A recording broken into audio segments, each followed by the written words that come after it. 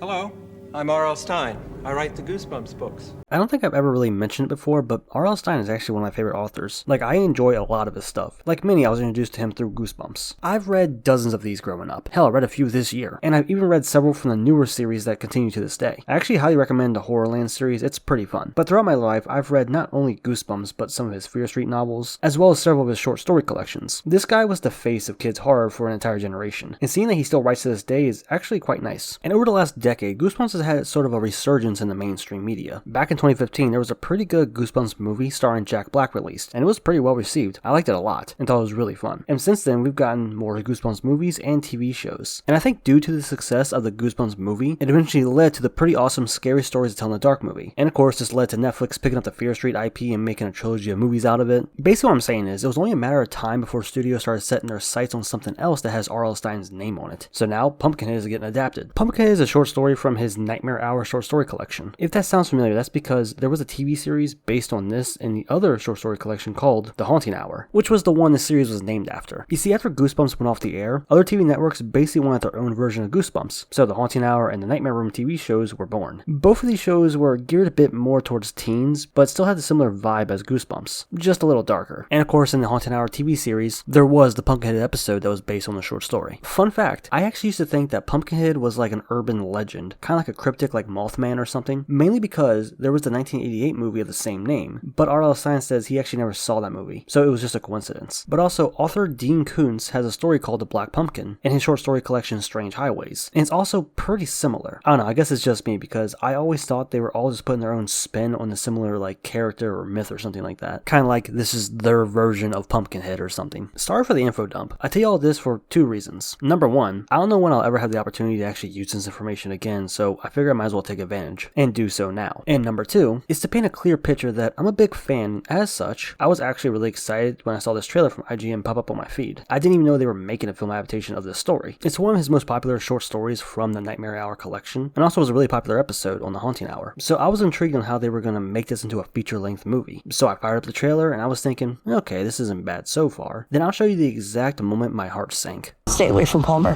Hates people going near surprise to Pumpkin.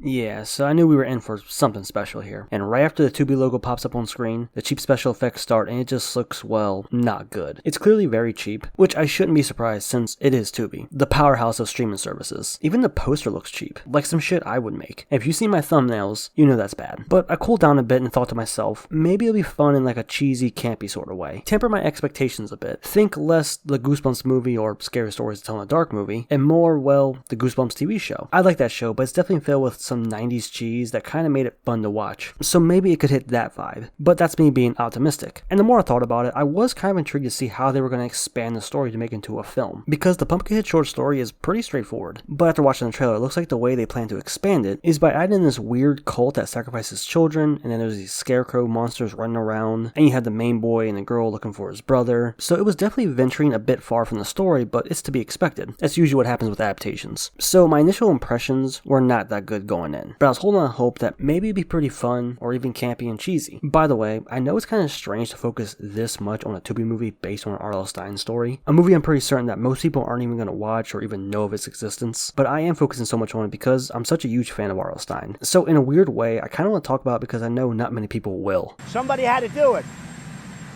I am the chosen one.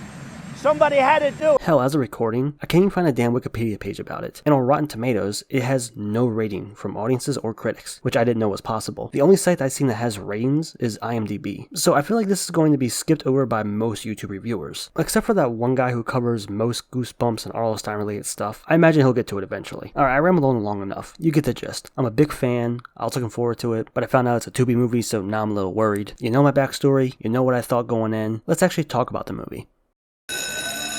Hello, Mr. Stein. Hello, Mr. Black.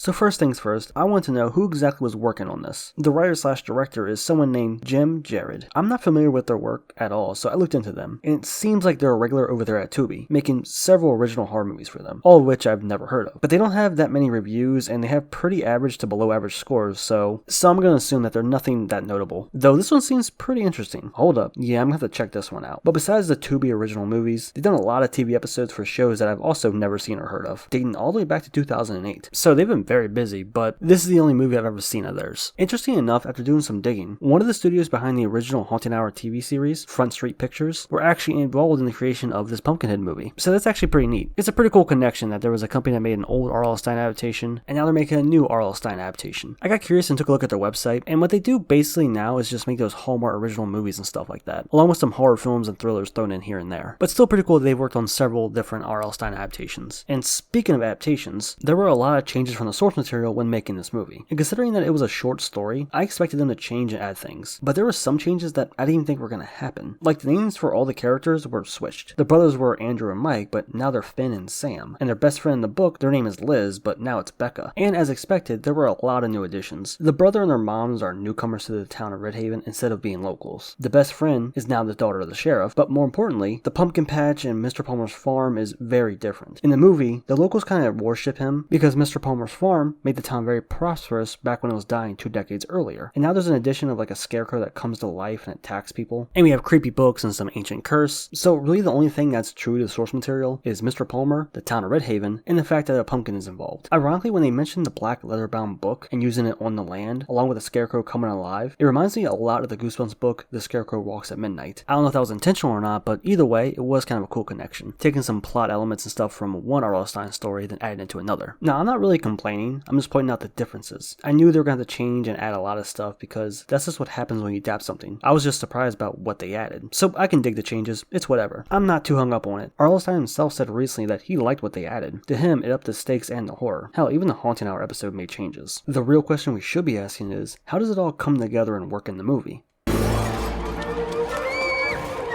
I knew it! I knew I came up with that first! Well, it wasn't as bad as I thought it was gonna be. Don't get me wrong, I don't think it's really that good, but it wasn't the disaster I was expecting. Of course, this being a Tubi original, it checked mostly all the boxes. The CGI and VFX looked very rough. The sets and props look pretty subpar. Like at times, it just feels like it's a movie set. Is it the worst looking movie? No. I don't even think it's the worst looking Tubi original, at least when comparing to the other ones that I've seen personally. But something I want to mention specifically is the music. Now, I don't usually talk about the music all that much in my videos, which is surprising considering the music classes I took in high school. But when I do, it's usually just a brief mention unless it really stands out. And the music here definitely stood out because it's so basic it's almost annoying. It's some of the most generic stock horror music you can find. It really feels like they used royalty-free music when scoring this movie.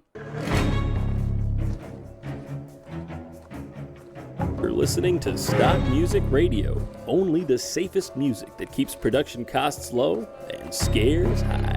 The acting was, well, about what you expected. The girl Becca and her dad were probably the best, along with Rusty being the most entertaining. But the brothers and the mom are all just meh. When they're not given weird and awkward line reads, they're just pretty boring and generic characters all around. Now, I don't expect the deepest characters, but I at least want them to be decent enough to entertain me. But outside of Rusty, none of them really do that. They're just mostly bland and kind of boring characters you've seen in other movies. Visually and stylistically, it doesn't really have much going on for it either. It doesn't have many cool or creative camera work sequences, or any striking visuals that make it really stand out. In fact, it kind of looks like a generic made-for-streaming movie that you see everywhere nowadays. You'll know what I mean when you see it. The lighting is very bright and overexposed to the point that it just looks like a movie set instead of a film. About halfway through though, the movie switches to nighttime, and I do think it at least looks a little bit better there. But in terms of like cinematic flair or style, it's really not here. Aside from 2 sequences where they had 2 short animations to reveal some backstory. So that was pretty neat, I guess. Now earlier I said that maybe it'll be fun in like a sort of cheesy, campy sort of way, and at times it does feel like that. Not just from the shoddy effects and wooden acting, but also because there are a few times it's trying to lean into the cliches and have a bit of fun with it. But it does it in a way where the characters kind of reference the fact that they sound crazy or they're doing something stupid. Like for example, this character is the crazy conspiracy theory guy that no one believes but is actually right the whole time. You've seen this type of character before. But here, he's pretty self-aware of the fact that he is, or at least sounds crazy, and that he acts bizarre. He does stuff like gets annoyed when the kids interrupt his creepy story and lore dumping, but later on, Becca says they have to split up, but immediately after after she points out how bad of an idea that is. It's really not the most witty stuff, and it's very on the nose. It's not on the level of Scream, for example, but it's good to see that the approach they were trying to take is a bit of a fun romp as opposed to a serious horror flick. It's filled with some pretty classic cliches and tropes, which are fine, but it doesn't really do anything different with them, outside of those few instances. So it's kinda campy, but not really, and it's only for a few moments, and it's mostly towards the end. Overall, it is definitely a more lighthearted approach, and it does feel like it's trying to have fun with it, so I will give it that. And I will say, when looking back, I did appreciate how fast-paced the movie was. It's only an hour and a half long, and that's with credits, so it's really less than 90 minutes. And the plot just zooms by. It's over fairly quickly. It's very straight to the point, and then boom, it's over. Which is good, because it's not a complicated plot at all. It's just about a boy looking for his brother in a strange town that he just moved to. Nothing really crazy here, except for the ending. The ending and the whole movie in general is very different from the story, which is fine. But there's actually a pretty decent twist towards the end that I did enjoy. It's a bit of a gut punch ending, and it's not happy at all. But it's one I could see R.L. Stine himself writing, because if you know R.L. Stine, then you know he loves his twist endings. And I'm not going to spoil it, but I will say I did appreciate that and thought it worked pretty well. Oh yeah, and of course this movie isn't scary, which is fine because I didn't think it would be, but it does seem like something that most kids might enjoy, which is strange to say because it's rated TV-14, which would make it closer to a PG-13 rating, but I don't see many teenagers really vibing with this one. But I think it's only rated TV-14 because of the amount of cursing that's in it, as opposed to anything actually being shocking or scary. So all in all, I guess I don't really mind this movie. It does feel and look very cheap at times, and there are a few moments where it really reminds me of the Goosebumps TV show, as well as other R.L. Stine adaptations, though I do wish it had a darker aesthetic at least. Like seriously, I don't know why a lot of these streaming service movies and shows have such bad lighting. Is this movie anything special? No, not at all. Is it full of cliches and tropes that we've seen before but doesn't do anything special with them? Yes, very much so. But overall, yeah, it's pretty bad, but probably not as bad as you expect. Once I finished it and really looked back on it, I found it to be mostly boring with some moments that are pretty entertaining, but that's about it. I guess the only people that would be interested in watching this would be adults who like R.L. Stine, so they watch it for a bit of a nostalgia kick, or a parent showing it to their young kids as like a gateway into horror, because it's really not that scary. But I could see like a kid less than like 9 or 10 years old really enjoying this, but I think it's gonna about do it. I'm done nerding out over R.L. Stine, so that's it. See ya.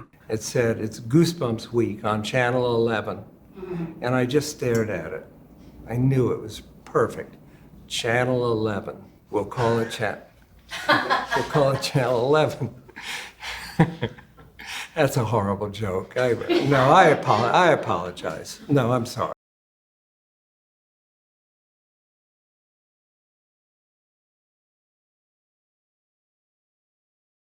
Teacher came up to the table and she said, "Can I have my picture taken with you? The kids all think you're dead." And a teacher came up to the table and she said, "Can I have my picture taken with you? The kids all think you're dead." And a teacher came up to the table and she said, "Can I have my picture taken with you? The kids all think you're dead."